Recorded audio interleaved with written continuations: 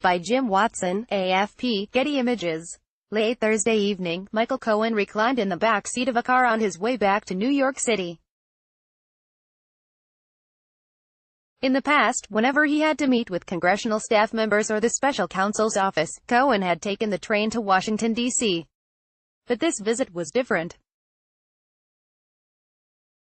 He had delivered 3 testimonies before Congress, including an appearance in front of the House Oversight Committee, which had been broadcast on television and streamed across the internet.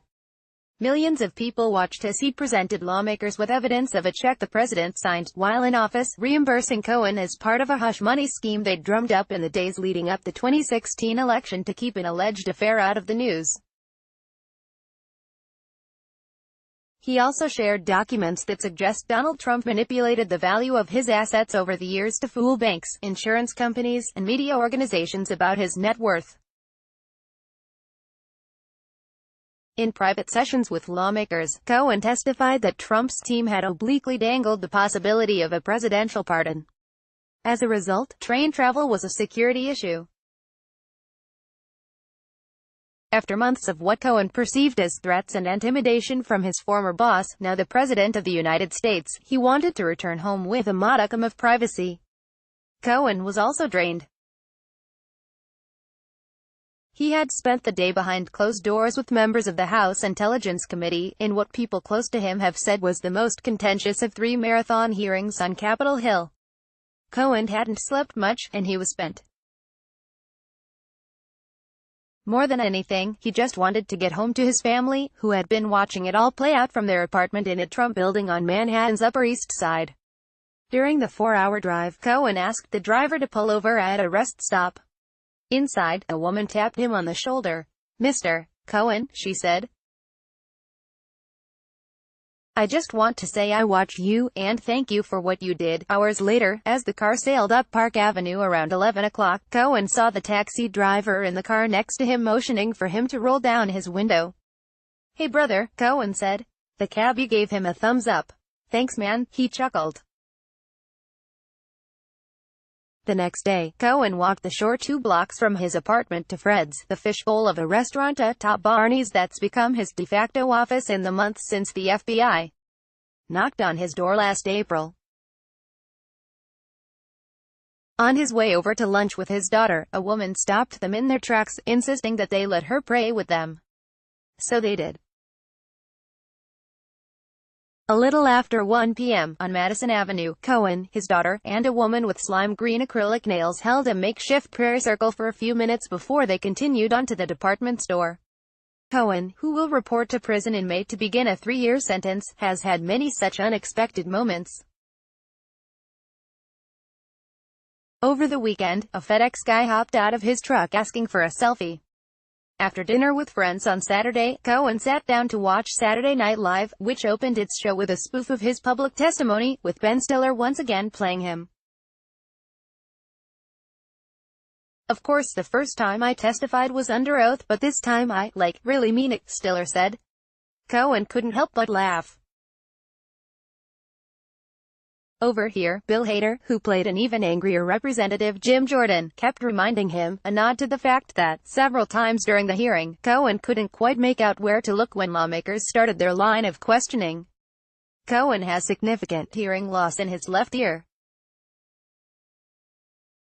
He often jokes that the only reason he hasn't gotten a hearing aid is because he is too vain. The weekend wasn't all selfies and SNL, however. Cohen also had to dig through more documents in preparation for another round of testimony on Capitol Hill this week.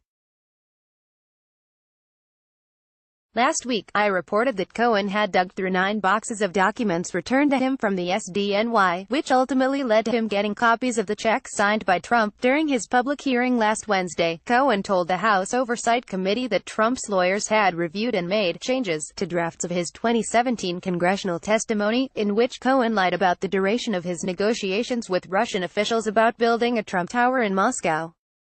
Jay Sekulow, a member of Trump's legal team who Cohen named as involved in the process, called this claim completely false. In closed hearings last week, lawmakers expressed interest in the circumstances surrounding those changes, who asked Cohen to make them, and if Cohen had any records of their communications about the drafts. Before returning to Washington on Tuesday evening to testify again, Cohen recovered additional documents related to what was changed from his 2017 testimony about the Moscow Project. iTunes user. Just tap here to listen to Inside the Hive at your convenience. And don't forget to subscribe. Details from Cohen's latest testimony to the House Intelligence Committee, and attendant physical evidence, have not yet trickled out. But it is already clear that his testimony last week has spurred action within Congress and other investigative bodies.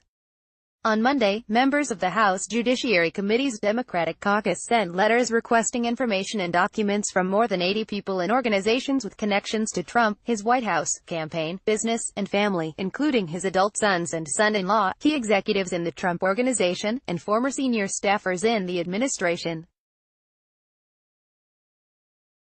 Later that day, New York state regulators subpoenaed the Trump Organization's insurance company, following a line of questioning by Congresswoman Alexandria Ocasio-Cortez, who asked Cohen last week if Trump ever inflated the value of his assets to an insurance company.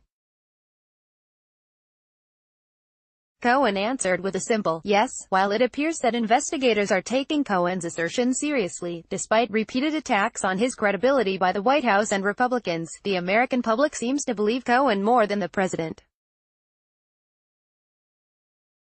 According to a new poll from Quinnipiac, 50% of voters say they believe Cohen over Trump, while 35% responded that they believe Trump more. 58% of voters said they think Congress should do more to investigate Cohen's claims about President Trump's unethical and illegal behavior. In perhaps the greatest validation of Cohen's testimony, 64% of respondents now believe Trump committed crimes before he became president.